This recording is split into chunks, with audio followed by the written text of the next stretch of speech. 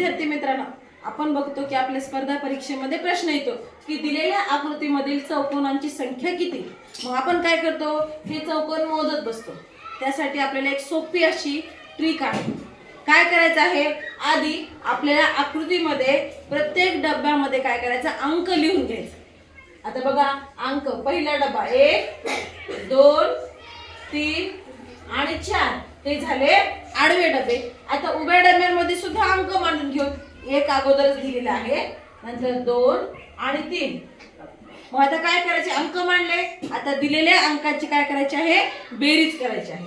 4 आणि 3 7, 7 आणि 2 9, 9 आणि 1 किती झाले 10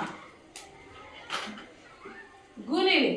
आता काय करायचं, उभ्या डब्यांची संख्या मोजायची। 3 आणि 2 5, 5 आणि 1 6। मग 10 गुणिले 6 किती येणार आहे, 10 गुणिले 6 तर 60। म्हणजे दिलेल्या आकृतीमध्ये एकूण किती डबे आहेत, तर ते डबे आहेत 60। आहे की नाही, अगदी सोपी ट्रिक आपली। तसंच आपण पुढच्या आकृतीमध्ये बघूयात। बघा, आता त्याच पद्धतीने आणखीन एक आकृती दिली। अशाच पद्धतीने काय करायचं आहे, दिलेल्या आकृतीमध्ये आधी नंबर मांडून घ्या। 5 आणि 6 आडवे मांडले। आता उभे मांडून घ्या, 1 2 3 आणि 4। आता काय करायचं, मग सांगितल्यासारखं अगोदर अंकांची बेरीज करून घ्या।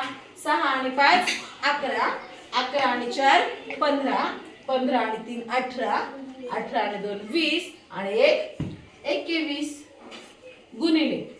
मग 4 आणि 3 7, 7 आणि 2 9, 9 आणि 1 10। मग करायचं 21 गुणिले 10 बरोबर किती असणार आहे, 210।